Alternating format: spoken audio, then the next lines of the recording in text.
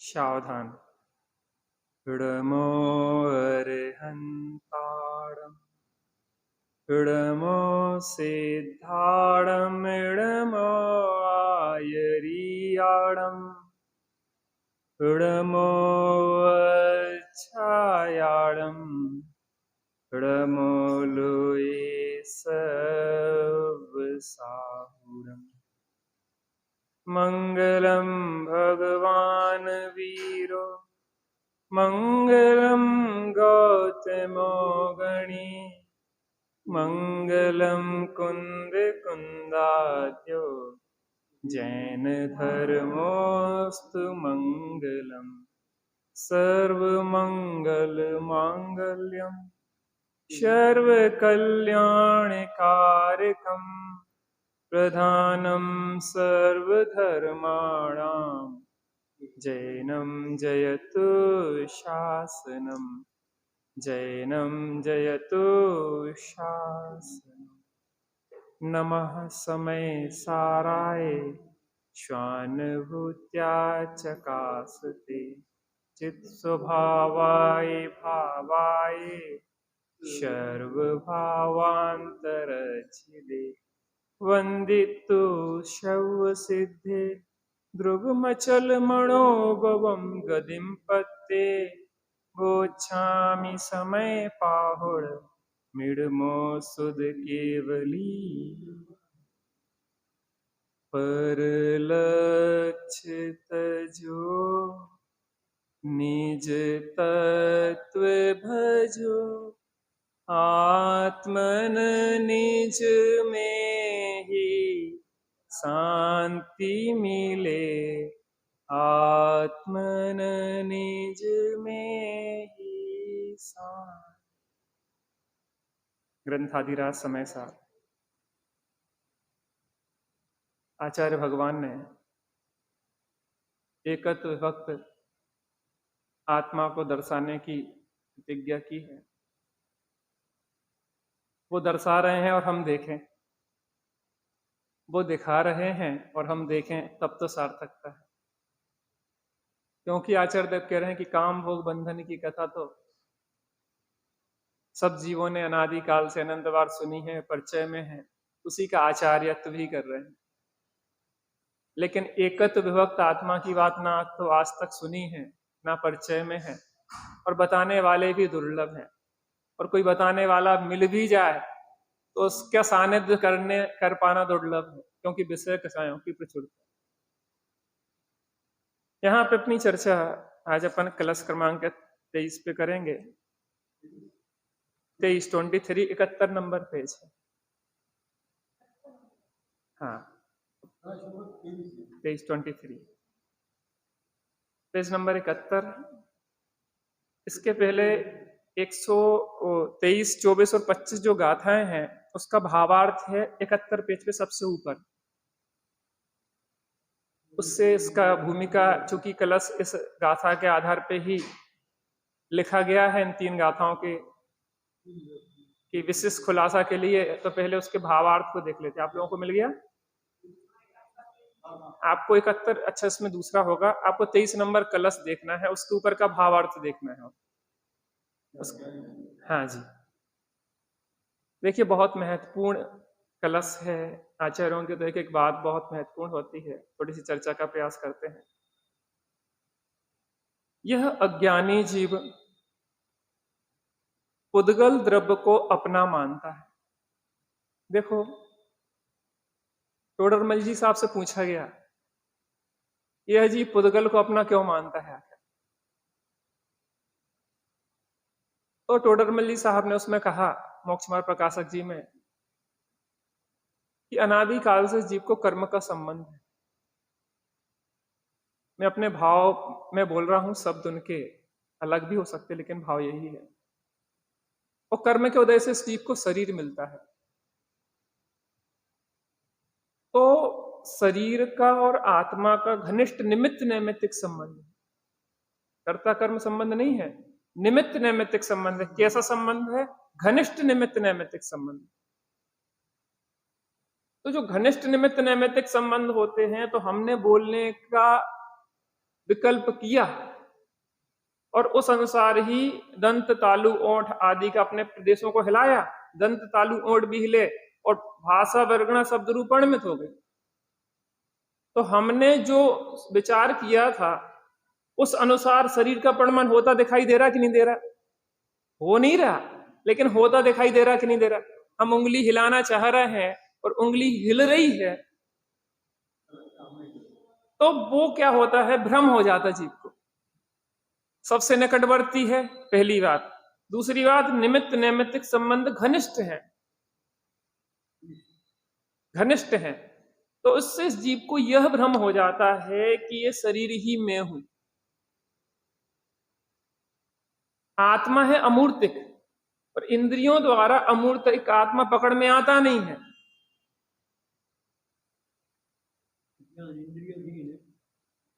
हाँ, इंद्रियाधीन ज्ञान है और इंद्रिय ज्ञान वास्तव में आचार्य देव कहते ज्ञान नहीं है, क्योंकि वो ज्ञान किस काम का, जो ज्ञान स्वरूप आत्मा को ना ग्रहण करे। जो परद्रव्य को ही ग्रहण करने में लगा रहे उसको हम ज्ञान नहीं। तो निमित्त नैमित्तिक घनिष्ठ संबंध है बेटा। 71 पेज पे सबसे ऊपर। हाँ, इसके में तो वही होगा पेज मेरे ख्याल में, फिर देख लें 23 नंबर कलश के ऊपर भावार्थ। तो यहां पे देख लेना, वो घनिष्ठ निमित्त नैमित्तिक संबंध है। तो यहां पे कह रहे हैं कि यह अज्ञानी जी पुद्गल द्रव्य को अपना मानता है। तो पहले तो पुद्गल द्रव्य रूप शरीर और फिर इससे शरीर से संबंधित जितने पदार्थ हैं, स्त्री, पुत्र, कुटुंब, धन, मकान, उन सबको अपना मानता। कौन मानता है? अज्ञानी जी मानता है। ज्ञानी तो ऐसा नहीं मानता। क्यों नहीं मानता? क्योंकि ज्ञानी ज्ञान नेत्र से देखता है और अज्ञानी चर्म चक्षु से देखते हैं। आचार्य देव की भाषा में कहें तो अज्ञानी की चर्म चक्षु है और ज्ञानी की आगम चक्षु है। आगम चक्षु से देखो ना, हम कह रहे अज्ञानी दशा में भी अगर वो आगम चक्षु से देखे तो जैसी यथार्थता है वैसे ही तो भाषित होगी। चर्म चक्षु से देखें तो अयथार्थ दिखेगा, लेकिन ज्ञान चक्षु से देखें तो यथार्थ स्वरूप दिखाई देगा। आगम चक्षु से देखें तो यथार्थ स्वरूप दिखाई देगा। उससे उपदेश देकर सावधान किया है कि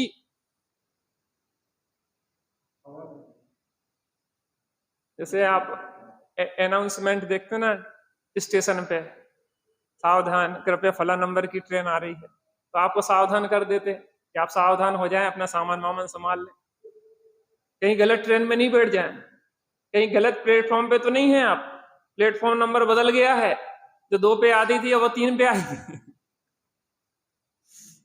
इसका ये अप वाली है, ये डाउन वाली है। आप भ्रमित नहीं हो जाना, सावधान, अटेंशन प्लीज। कि जड़ और चेतन द्रव्य दोनों सर्वथा भिन्न भिन्न हैं।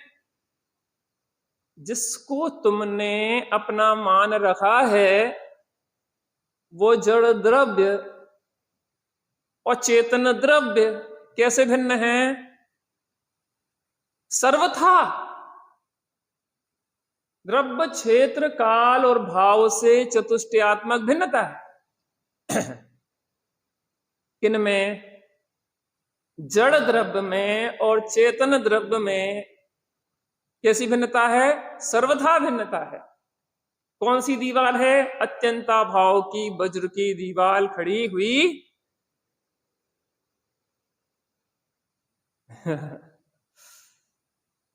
कभी भी किसी भी प्रकार से एक रूप नहीं होते। कभी भी पूर्व में एक रूप नहीं हुए, आज एक रूप नहीं है और अनंत काल में भी एक रूप नहीं होंगे। कौन नहीं होंगे? देखो, अनादि काल से शरीरों का संबंध हो रहा है। ऐसा नहीं होता कि यह जीव एक समय को भी शरीर रहित होगा। क्यों भैया, जब मरण होता है, देह परिवर्तन होता है, तब तो शरीर अलग हो जाता ना। नहीं नहीं, कारमान और तेजस 2 शरीर तो साथ में तब भी चलते हैं। अपराध किया है तो 2 पुलिस वाले तो साथ में चलेंगे। एक जेल से दूसरी जेल में ले जाने के लिए व्यवस्थाएं हैं सब। हाँ हाँ हाँ। कभी भी किसी भी प्रकार से एक रूप नहीं होते, ऐसा सर्वज्ञ भगवान ने देखा है। देखो, कोई बात हम आपसे कहें तो हमारी बात को शायद आप ना मानो, हम कहें कि त्यागी जी ने कहा है, तो उस बात का वजन बढ़ गया ना। और यहां आचार्य देव करे कि नहीं, हमने प्रश्न किया कि आप कह रहे हैं हम कैसे माने कि सही है। आचार्य देव से भी प्रश्न करने वाले खड़े हो जाएंगे ना, हम कैसे माने कि आपकी बात सही है। पहले हमने नहीं कहा, हमने नहीं देखा, ऐसा किसने देखा है? सर्वज्ञ भगवान ने देखा। क्या देखा है? कि जड़ और चेतन द्रव्य अलग अलग हैं, वो सर्वथा भिन्न भिन्न हैं, वो कभी भी एक हो सकते। क्या गजब बात है। चिंता की अब कोई बात नहीं रही, हम निश्चिंत और निर्भर हो जाएं। ये शरीर अगर हमसे पृथक हो जाएगा तो हमारी सत्ता में से कुछ निकल जाएगा, कमी हो जाएगी। इसका मतलब यह है कि आज भी ये भिन्न है, कल भी ये भिन्न था और आगे भी भिन्न रहेगा। इसकी रोग से मेरे में रोग नहीं होता क्योंकि ये सर्वथा भिन्न है। इसकी बीमारी मुझे नहीं लगती क्योंकि ये सर्वथा भिन्न है। इसके मरण से मेरा मरण नहीं होता क्योंकि ये सर्वथा भिन्न है।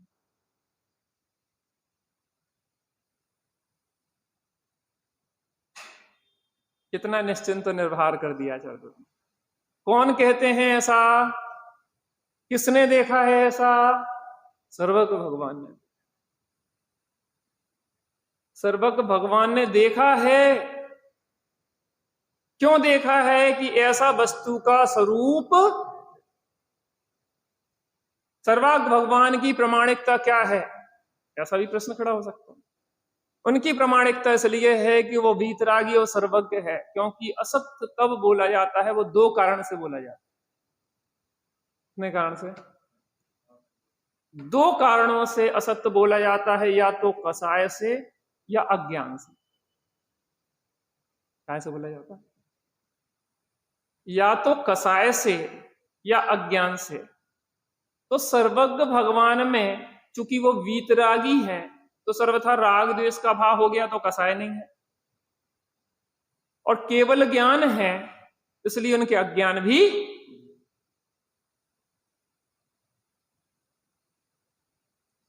तो जो वीतरागी और सर्वज्ञ परमात्मा के द्वारा कही हुई बात है वो कैसी है? यथार्थ है।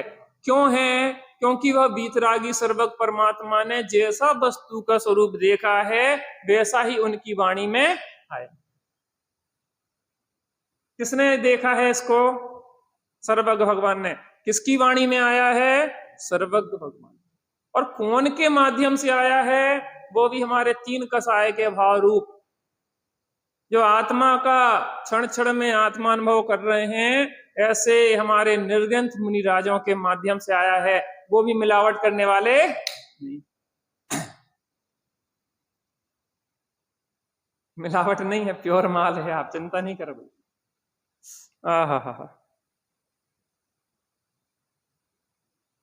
ऐसा सर्वज्ञ भगवान ने देखा है, इसलिए हे अज्ञानी,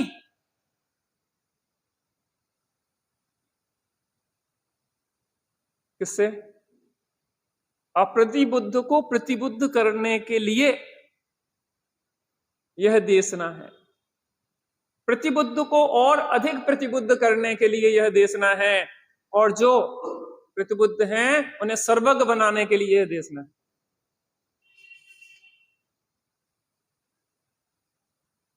किसने देखा है? ऐसा सर्वज्ञ भगवान ने देखा है। इसलिए हे अज्ञानी, तू परद्रव्य को एक रूप मानना छोड़ दे। संबोधन किसको है? अज्ञानी को। क्यों है? क्योंकि उसे अभी स्वपर भेद विज्ञान नहीं है। ज्ञानी को तो सपर का भेद विज्ञान है ना।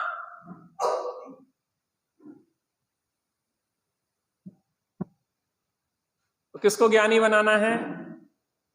अज्ञानी को ज्ञानी बनाना। वाह। तू परद्रव्य को एक रूप मानना छोड़ दे। क्यों छोड़ दे? क्योंकि ये एक रूप हो सकते नहीं। इनके साथ एकत्व से ही तो संसार है, इनके साथ एकत्व से ही तो परिणति में दुख है, इनके साथ एकत्व से ही तो हमारे जीवन में आकुलता है। मर जाएंगे तो क्या होगा? क्या होगा? कुछ नहीं होगा। पर रहेगा, स्व रहेगा। अभी जो शरीर और आत्मा एक क्षेत्रावगाह संबंध चल रहा है, तो इस एक क्षेत्रावगाह संबंध में क्या शरीर आत्मा रूप हो गया? आत्मा शरीर रूप हो गया? नहीं हुआ ना। अब इसमें से आत्मा निकल गई तो भी आत्मा आत्मा रूप ही है और शरीर शरीर रूप ही है। वो इसमें रहे या इससे पृथक रहे, दोनों में क्या एकत्व हो सकता है? ये किसने कहा है? सर्वज्ञ परमात्मा। वाह।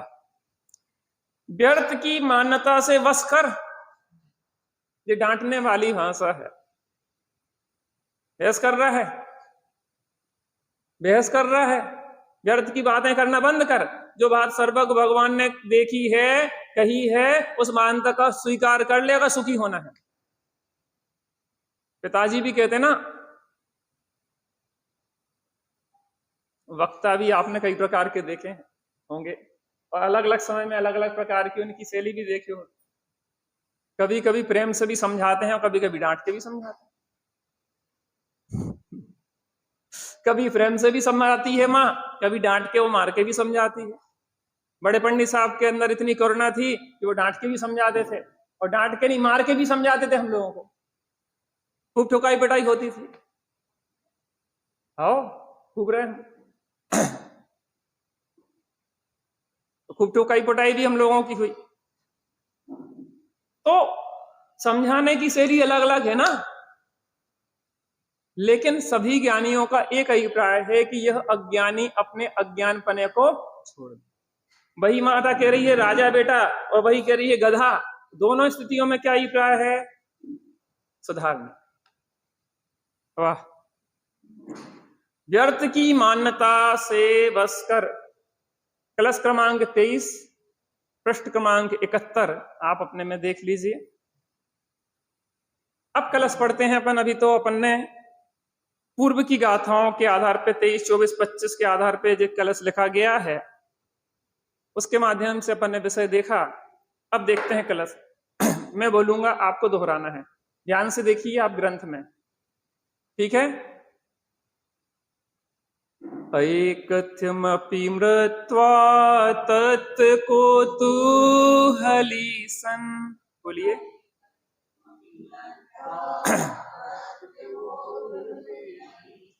बहुत अच्छे मधुरता के साथ, है ना? ऐकथ्यमपि मृत्वा तत्को तूहलीसन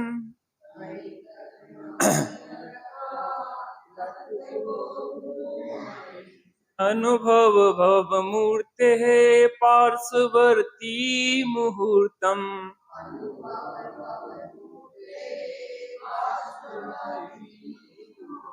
अनुभव भव मूर्ते पार्श्ववर्ती मुहूर्तम।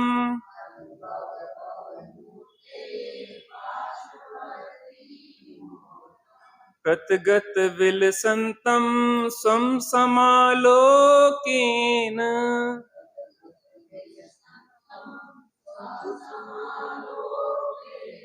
प्रतगत विलसन्तं स्वं समालोकेन।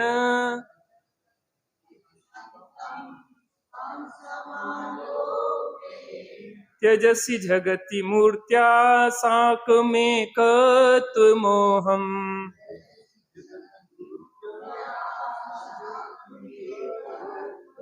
त्यजसि जगति मूर्त्या साकमेकत्वमोहम्।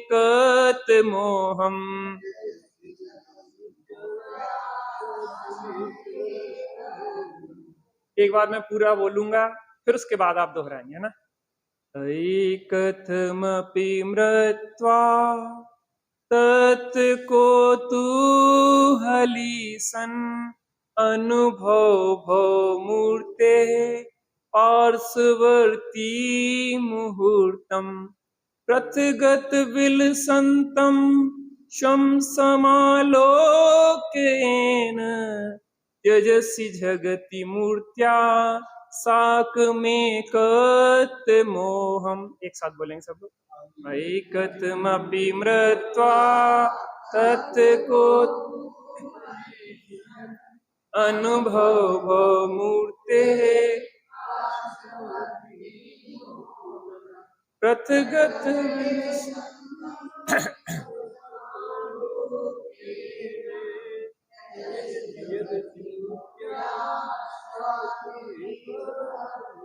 बहुत बढ़िया,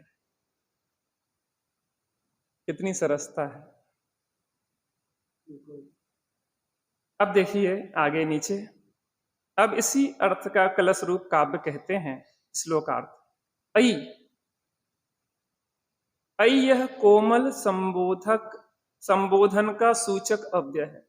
प्रेम से समझाते ना, अरे वो आत्मा, हे भाई, प्रियतमा। कहां लिखा प्रियतमा? कोप ना कीजिए प्रियतमा, सुपरलेटिव डिग्री। प्रियतम, आप हमारे सबसे प्रिय हैं, और हमारे जो निकटस्थ हैं, हमारे प्रिय हैं, हम उन्हें सुखी देखना चाहते हैं कि दुखी देखना चाहते हैं? उन्हें सुखी देखना चाहते हैं तो सुखी होने की ही तो बात बताएंगे। आचार्य देव बड़े प्रेम से कोमल संबोधन करते हैं, अरे हे भव्यात्मा, हे निकट भव्य, क्योंकि हम इस जिनवाणी को प्रसन्न चित्त से सुन रहे हैं, तो हम निकट भव्य हैं और शीघ्र ही मोक्ष जाने वाले हैं, ऐसा निर्णय कर लेना चाहिए। अगर प्रसन्नता नहीं हो रही है तो प्रसन्नता लाना चाहिए, और ऐसा नहीं होता कि यहां बैठे और ज्ञान गंगा बहे और उसमें भीगे नहीं, ऐसा हो नहीं सकता। अपन कोई जड़ तो है नहीं है, अपन है तो चेतन। आहा, आचार्य देव कोमल संबोधन से कहते हैं कि हे भाई, अरे भाई, हे भाई, तू कथम अपि, कथम अपि, किसी प्रकार महाकष्ट से। अब कथम अपि का तो अर्थ होगा किसी प्रकार से। कष्ट से कहां से आ गया?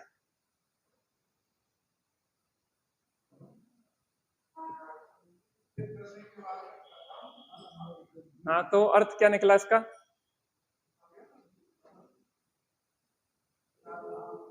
महान कष्ट शब्द इससे अर्थ नहीं निकलेगा। महान कष्ट कहां से अर्थ निकल रहा है?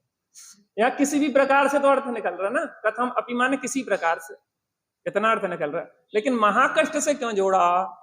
तो मैं जो पूछ रहा हूं, आत्मानुभव करने में कष्ट है कि आनंद है?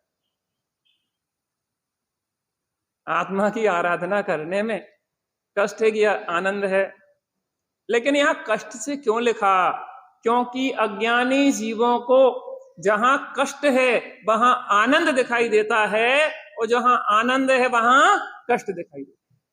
आत्म हित हेत विराग ज्ञान ते लखे आपको आनंद दान। कष्टदान, कष्टदान काय के लिए हो गया? आत्मा के हित के हेतु जो वैराग और ज्ञान है, वो कष्टदान है कि आनंद दान है? वे कष्टदान क्यों है? यही तो संवर तत्व संबंधी भूल है। भूल दर्शा रहे वहां पे दौलत राम जी। हेतु आत्महित हेत विराग ज्ञान आनंद दान, और ते लखे आपको कष्टदान, ये भूल है। इसका मतलब ये कहा कि अज्ञानियों को आत्मा की आराधना, ज्ञानाभ्यास करने में, नियम संयम से रहने में कष्ट लगता है, तो उन विषय कसायों में रचे पिचे जीवों को वहां से हटाकर, जो कष्ट लगता कोई बात नहीं, थोड़ा कष्ट सह ले। पिताजी भी कहते देख बेटा, थोड़ा कष्ट सह के पढ़ाई कर ले, जिंदगी उसके बाद कैसी होगी, आनंददायक होगी। यद्यपि पढ़ाई करने में कष्ट नहीं है, अगर पढ़ाई के फल में आनंद है तो पढ़ाई कष्ट रूप हो ऐसा हो ही नहीं सकता, क्योंकि मुक्ति का मार्ग कष्ट रूप हो और मोक्ष आनंद रूप हो ऐसा तीन काल में हो सकता। मोक्ष का मार्ग भी आनंद रूप है और मोक्ष भी, लेकिन अज्ञान अवस्था में वो कष्ट रूप लगता है। सुबह से पिताजी जगा दे बेटा पढ़ो, अभी तो पिताजी नींद लगी है अच्छी, और अभी से आपने जगा दी। ऐसी अज्ञान अवस्था में हमारी नींद लगी थी, गहरी सो रहे थे, गाफिल निद्रा में सोता हो, सो रहे थे, आनंद कर रहे थे, स्वप्न देख रहे थे, और स्वप्न से किसी ने जगा दिया तो उसको कष्ट तो थोड़ा हो गई, कह रहे नींद खराब कर दी। लेकिन ब्रह्म मुहूर्त में उठोगे, ब्रह्म स्वरूप आत्मा का ध्यान करोगे तो आनंद होगा कि कष्ट होगा। किसी प्रकार महाकष्ट से अथवा मृत्यु। हमने आचार्य अमृतचंद स्वामी से पूछा कि महाराज जी अगर मर गए हम तो वह सुखी कौन होगा, आत्मा की अनुभूति कौन करेगा। आप तो हमें मारवे वाली बातें कर रहे, मृत्यु मर के, अब हम ही मर गए तो सुख कौन भोगेगा, बताओ भैया, अजित भैया, अगर हम ही मर गए तो सुख कौन भोगेगा। संपत्ति अर्जित करने में हमने अपना पूरा जीवन खराब कर दिया, कष्ट सहते रहे तो संपत्ति, और मर गए तो संपत्ति कौन भोगेगा। मृत्यु, मृत्यु शब्द क्यों डाला, क्योंकि मौत की कीमत पे, किस कीमत पे काम करना है। तुम्हें कष्ट लग रहा, कोई बात नहीं, एक बार कष्ट सह लो, और यहां तक कष्ट सह लो कि जहां तक मौत के कीमत पे, काय की कीमत पे जगी है, तो इस तत्व के लिए उस मौत की कीमत पे भी लगना होगा। लेकिन एक हमें बहुत अच्छा प्रयोग हुआ उस विषय, उस समय, कि हमें कोई विकल्प नहीं था, 1% कोई विकल्प नहीं था। यहां की जगह दूसरी लोक में भी आंख खुल जाती तो 1% भी कोई सल्ल नहीं थी कि हमें फला काम करने को है। एक बहुत अच्छा प्रयोग हुआ उस समय। जीवन में ऐसे प्रयोग के समय आपको जागृत होके कुछ पढ़ना चाहिए, कुछ सीखना चाहिए। यात्रा पे है यह यात्री, बिल्कुल निर्भर होके। गांधी जी कहते थे कि मैं सोच के लिए भी जाता हूं तो मैं इतना निर्भर होता हूं कि वापस आया नहीं आया मुझे कोई विकल्प नहीं। एक बार किसी ने, ब्रिटिश गवर्नमेंट के किसी ने कह दिया कि गांधी जी को मरवाना है, तो उसके घर सुबह 4 बजे पहुंच गए। तुम काया को कष्ट करो, हमारे साथ बहुत भीड़ होती, बड़ी संकट आएंगे, मार लो चुपचाप। जब जो लौकिक मंद कसाई जीव हैं, जब उनकी परिणति ऐसी हो जाती है तो तत्वज्ञानियों की कैसी परिणति होती है, इस बात को यहां देखो। मौत की कीमत पे भी आत्म कल्याण करना है, नरभाव मिला है मैं अपूर्व।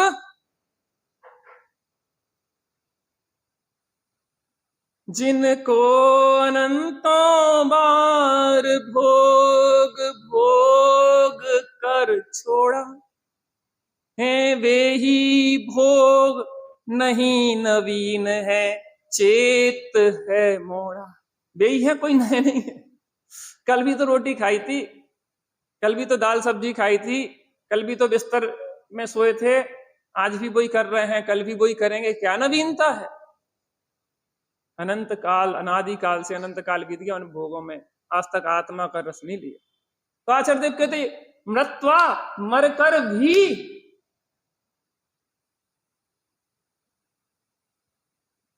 मरकर भी माने मौत की कीमत पर भी क्या करो, तत्व कौतूहली सन। देखो, कौतूहल सबसे प्रारंभिक स्टेज है। कौतूहल किसी भी चीज को जानने की प्रारंभिक स्टेज है। भीड़ लगी होए तो आदमी क्या करता है, कौतूहल बस अपनी गर्दन को सेड़ देता बीच में, का हो रहा का हो रहा का हो रहा। बाहर बैंड बजत निकल जाए, का हो रहा भैया का हो रहा, लड़ाई होने लगे कोई की तो का हो रहा देखो, कौतूहल। बच्चे छोटे होते, मम्मी चिड़िया क्यों चू चू कर रही, ये ऐसा क्यों कर रहा है, ये वैसा क्यों कर रहा है, ये वैसा, ये कौतूहल। कौतूहल प्रारंभिक स्टेज है। अरे तत्वोपलब्धि, तत्व निर्णय, तत्वोपलब्धि तो बात की बात है। एक बार तत्व को समझने के लिए कौतूहल से तो बैठ जा तू। कुछ लोग ऐसे हुए जो कौतूहल वश ही आ गए, स्वामी जी के पास ऐसे गए थे परीक्षा करने, कैसे हैं, कौन सी बात कहते हैं, और इन्हें तो सबको भ्रष्ट कर रखा है, वो ऐसा है वैसा है, और कौतूहल बस गए और उन्हीं के होके दे गए। अरे जहां तत्व की बात मिलती हो, समझ में आ जाए निर्मल बुद्धि में, तो फिर कौन विरोध करे, विरोध तो अज्ञान करता है। तत्व कौतूहली सन, कौतूहल तो हो एक बार। हम नए लोगों बच्चों को कहते हैं कि भैया बैठो बैठो बैठो, कम से कम कौतूहल बस तो सुनो। बड़े लोगों ने तो उस तत्व को समझा है, उसको जी रहे हैं। अब लेकिन आपको भी समझना भी है और जीना भी। कौतूहल, तत्वों का कौतूहली होकर मूर्ते मुहूर्तम पार्श्ववर्ती भव।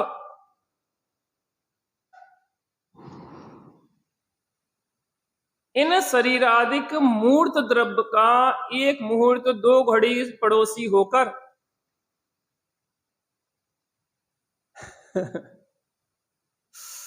मूर्ते, इस मूर्तिक शरीर का,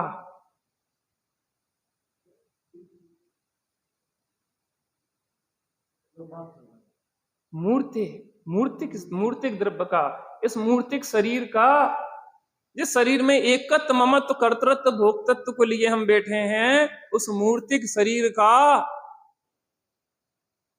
मूर्ति मुहूर्तम, एक मुहूर्त। एक मुहूर्त कितने का होता है? मुहूर्त होता है 48 मिनट का, घड़ी होती है 24 मिनट। एक मुहूर्त, अंतर मुहूर्त कहते ना, अंतर मुहूर्त माने एक आंवली एक समय से लेकर एक समय कम 48 मिनट के बीच के सब अंतर मुहूर्त। सबसे जघन्य हो गया एक आंवली एक समय, सबसे उत्कृष्ट हो गया अंतर मुहूर्त एक समय कम 48 मिनट, और उसके ऊपर हो गया 48 मिनट हो गया तो एक मुहूर्त हो गया।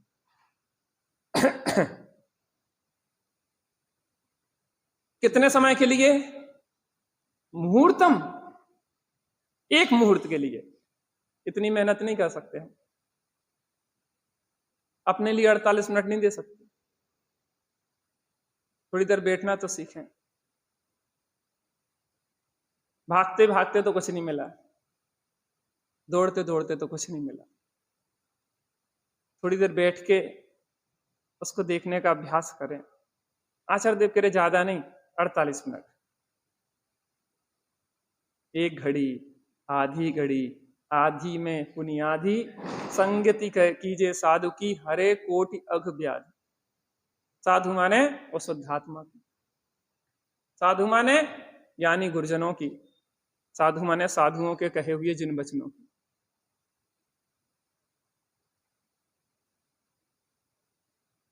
हुक्म जंजी भाई साहब, आचार्य देव क्या कह रहे हैं हमसे? एक मुहूर्त अपने लिए लगा। पार्श्ववर्ती, पार्श्ववर्ती माने निकटवर्ती, भाव हो। पार्श्ववर्ती माने उससे पृथक बैठ के देखो।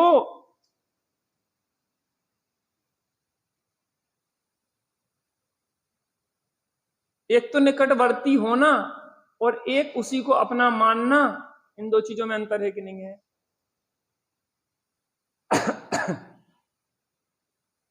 एक तो शरीर में बैठना और एक शरीर के निकटवर्ती होके बैठना, दोनों में अंतर है कि नहीं है?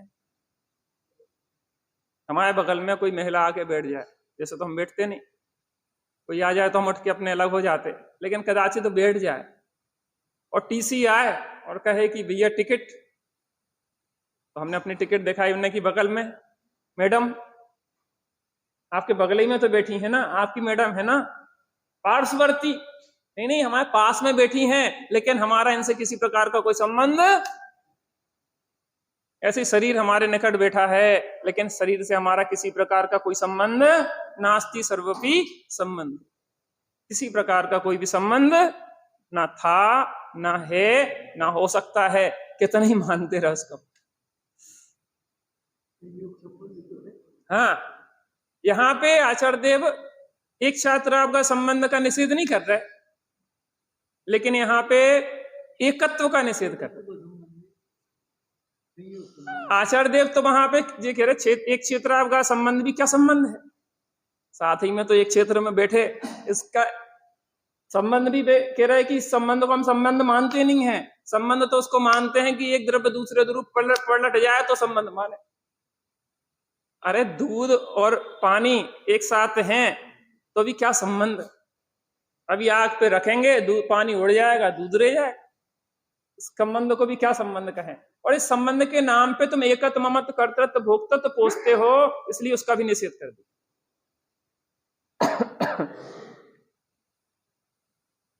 आहा, अनुभव, अनुभव कर। किसका कर अनुभव?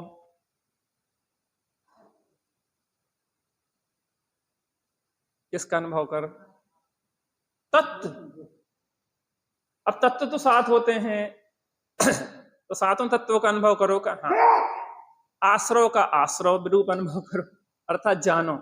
बंध को बंधन रूप जानो, आश्रव को दुक्कार घनेरे जानो, संबंध निर्जरा और मोक्ष को सुख रूप दशा जानो।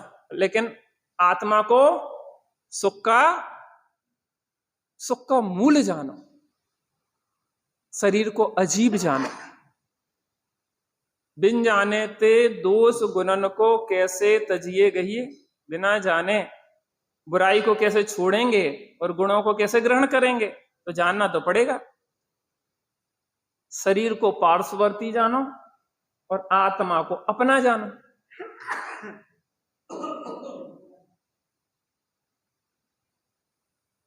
जीव जुदा, उद्गल जुदा, यही तत्व का सार। और बाकी जनवाणी में लिखा यही का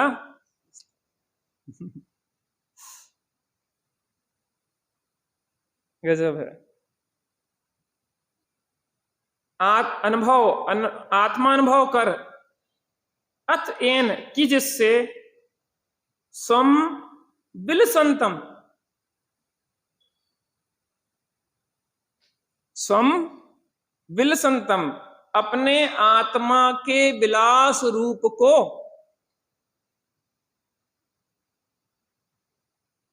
चैतन्य का विलास, यदि ना भोग विलास, आत्मा का ही भोग और आत्मा में ही विलास। क्योंकि तुम परद्रव्य को ना तो भोग सकते हो, ना परद्रव्य के साथ विलास कर सकते हो, भ्रम कर सकते हो।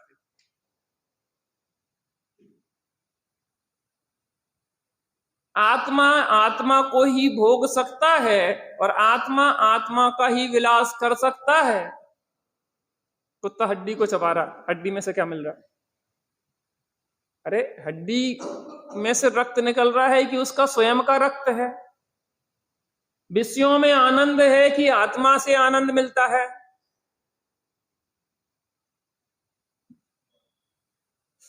आनंद काय में आता? विषयों में कि आत्मा में? भोग भी आत्मा का और विलास भी आत्मा का।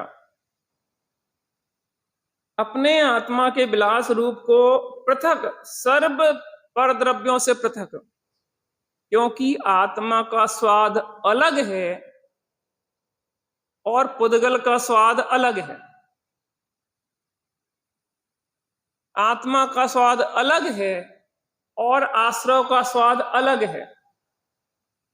जैसे श्रीखंड होता ना, श्रीखंड क्या क्या मिलता उसमें?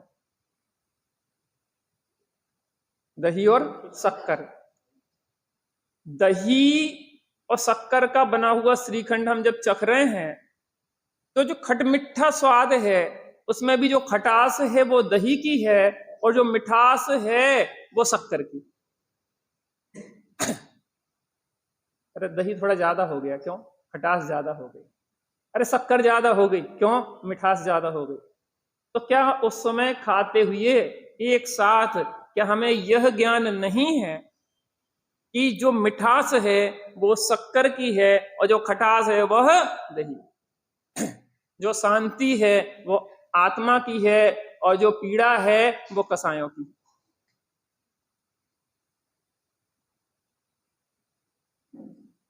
पता अपन बहुत थक जाते हैं। हमें संजय भैया तीर्थ यात्रा करके आए 8-10 दिन, जो भी कोई भी तीर्थ यात्रा करके आए तो उसको एक विकल्प होता, चलो अब घर चले।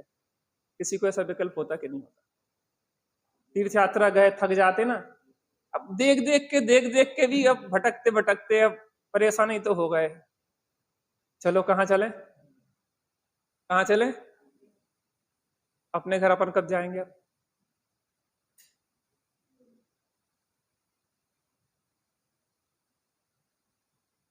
बहुत समय भटकते हो गया। हम तो कबहू न निज घर पर घर फिरत, बहुत दिन बीते और नाम अनेक धराए। नाम धराना कोई अच्छी बात नहीं है, पर घर में फिरना कोई अच्छी बात नहीं है। आहा, पृथक सर्वद्रव्यों से भिन्न समालोक्य, सम्यक प्रकार से आलोक्य देख कर। कैसे देखो? चर्म चक्षु से नहीं देखो, कैसे देखो? ज्ञान चक्षु से देखो। किसको देखो? आत्मा को देखो। आत्मा को कैसे देखो? उसके विलास सहित देखो। विलास आनंद, आत्मा का आनंद जिसने नहीं चखा उसने क्या चखा? आप कोई अच्छी चीज बनाए, कोई अच्छा पकवान बनाए और आपने जे नहीं खाया तो पंडित जी कुछ नहीं खाया। ऐसे हम कह रहे हैं कि अगर आपने आत्मा का स्वाद नहीं लिया तो आपने कुछ भी, क्योंकि स्वाद लेने लायक, विलास करने लायक, चखने लायक, अनुभवने लायक तो एक आत्मा का ही रस है। मूर्त्या साकम, इस शरीर आदि मूर्तिक पुद्गल द्रव्य के साथ एकत्व मोहम, एकत्व को के मोह को झगती तेजसी शीघ्र ही छोड़ देगा। पहले तो कौतूहल पूर्वक उसकी रुचि जगाई, और जब जिसने कौतूहल पूर्वक, रुचि पूर्वक निर्णय करके आत्मा का अनुभव कर लिया, आत्मा का विलास उसने देख लिया, तो अब उसकी क्या होगी? पुद्गल द्रव्य के साथ एकत्व का मोह छूट जाएगा शीघ्र। एक राजपुत्र दर दर में भीख मांग रहा था। उस राजा के ही द्वार पे पहुंच गया भीख मांगने। उसने हाथ पकड़ा, बेटा तुम भिखारी नहीं, तुम युवराज हो, वो भावी महाराज हो। अब वो भीख मांगेगा कि नहीं मांगेगा? कटोरा हाथ में लेगा कि फेंकेगा? चिंदियां जो पोटली इकट्ठी करे थे वो रखेगा कि फेंकेगा? अरे एक बार विलास देख लो आत्मा का, तो इस एकत्व के मोह को शीघ्र ही छोड़ देगा। भावार्थ, यदि यह आत्मा 2 घड़ी पुद्गल द्रव्य से भिन्न अपने शुद्ध स्वरूप का अनुभव करे, उसमें लीन हो, परिचय के आने पर भी डिगे नहीं, तो घातिया कर्म का नाश करके केवल ज्ञान उत्पन्न करके मोह को, मोक्ष को प्राप्त हो। आत्मानुभव की ऐसी महिमा है, तब मिथ्यात्व का नाश करके सम्यक दर्शन की प्राप्ति होना तो सुगम है। इसलिए श्री गुरु ने प्रधानता से यही उपदेश,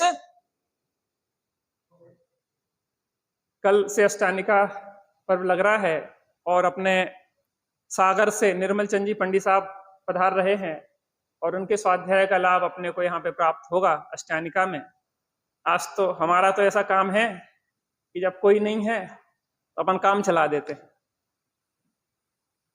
बाकी तो विद्वानों से आप स्वाध्याय का लाभ ले रहे हैं, बहुत अच्छा है। अपन निकट भव्य हैं और शीघ्र ही निर्माण को प्राप्त होंगे। एक आत्म भक्ति अपन करते हुए थोड़ी देर शांत होकर बैठने का अभ्यास करेंगे। जल्दी हो जिसको तो बुझा सकता है, 2-5 मिनट लगेंगे, ज्यादा नहीं लगेंगे, ठीक है ना? आप मेरे साथ दोहराएंगे। बहुत सुंदर आत्म भक्ति है। आत्म राम आत्म राम आत्म राम। तू ही है ज्ञाता दृष्टा, तू ही है तू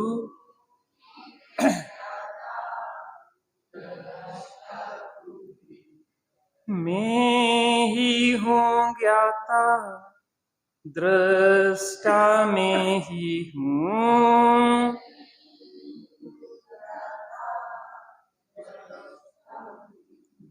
मैं ही हूँ सुख निधान।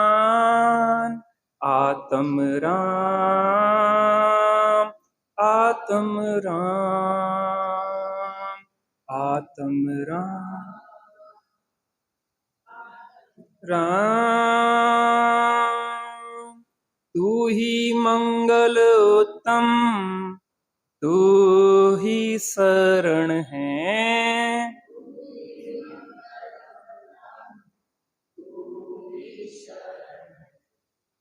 मैं ही मंगल उत्तम, मैं ही शरण हूँ।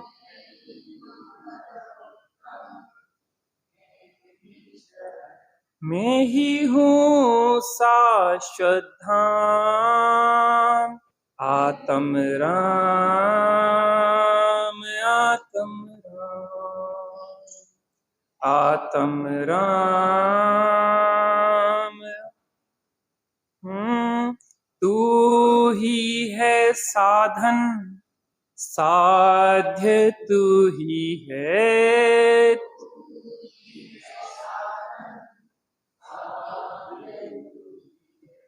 मैं ही हूँ साधन साध्य, मैं ही हूँ।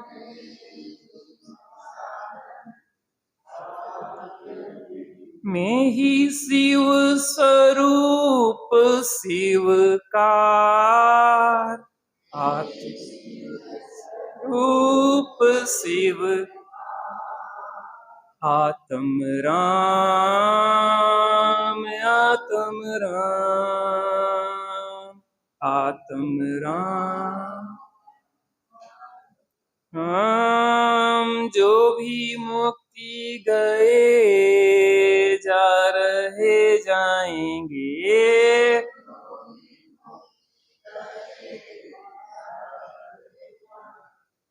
जो भी मुक्ति गए जा रहे जाएंगे।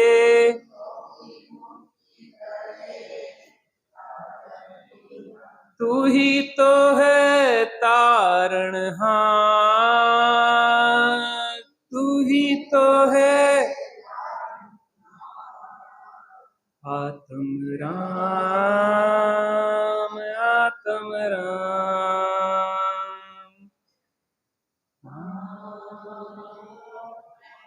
जग में साचो शरण धाम, जग में साचो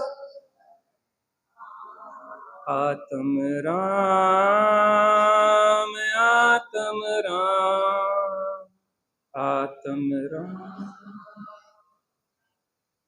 आचार्य देव जिस एकत्र विभक्त आत्मा को दिखाना चाह रहे हैं, 2 मिनट के लिए मात्र अपन बैठेंगे शांति से ध्यान के लिए। जिसको विशेष आकुलता है वो जा सकता है, बाकी 2-5 मिनट अपने लिए देने में कोई नुकसान नहीं है। जो अपना हो नहीं सकता उसके लिए पूरा जीवन समर्पित है, और अपने लिए हम 5 मिनट ना दे पाए, ऐसा होता नहीं है।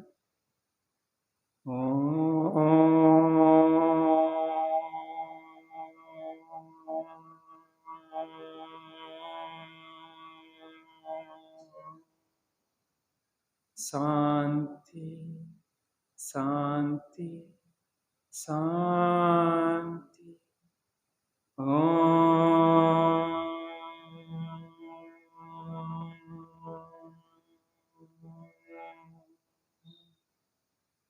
शांति शांति शांति।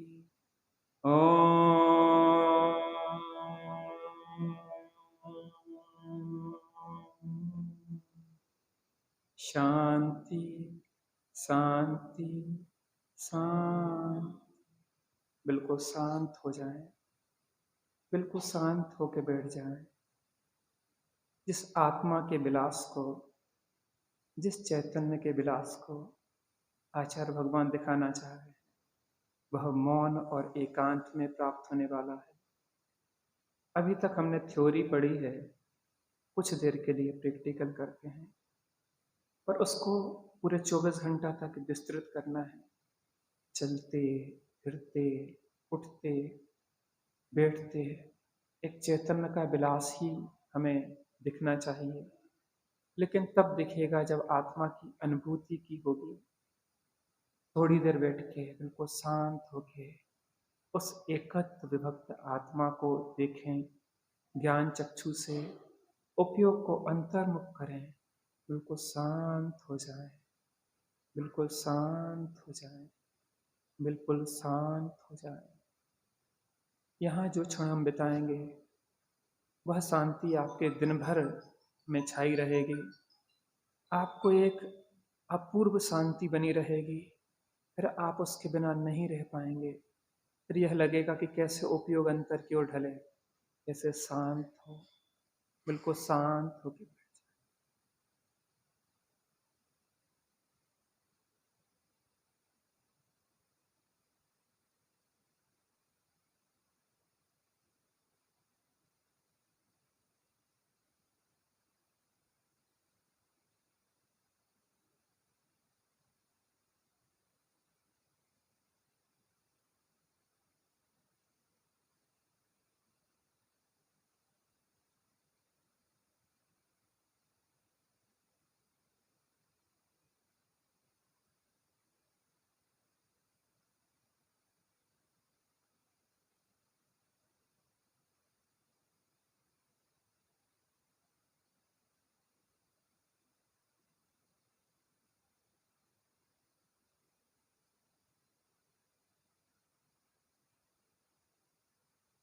मौत की कीमत पे भी यह कार्य करने लायक है।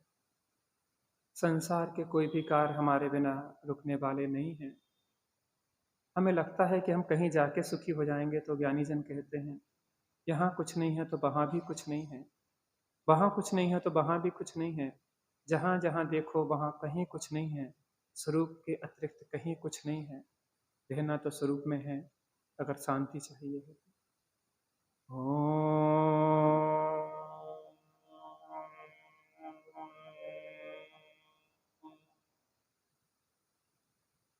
शांति शांति शांति। ओम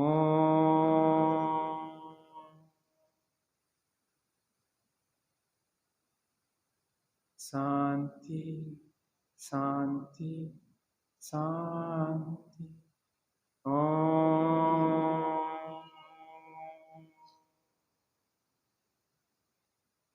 शांति शांति शांति। अगर इतने क्षण में कुछ अच्छा लगा हो तो थोड़ी देर एकांत में बैठने का अभ्यास करें। घर में जब भी हम फ्री हो जाएं, व्यापार धंधे से, घर गृहस्थी से, किसी कोने में बैठ कर उनको शांत होने का अभ्यास करें। हमें अवश्य ही आत्म उपलब्धि होगी। एकदम से नहीं उठेंगे, अपन सहजानंद का पाठ करेंगे, उसके बाद उठेंगे। सहजानंदी शुद्ध स्वरूपी अविनाशी हूँ आत्मस्वरूप। सहजानंदी शुद्ध स्वरूपी अविनाशी हूँ आत्मस्वरूप। सहजानंदी शुद्ध स्वरूपी अविनाशी। दोनों हाथों को आपस में मल के अपने चेहरे पे लगा लें और धीरे से उठेंगे। निज निधि निज में बताई यह अनंत उपकार है।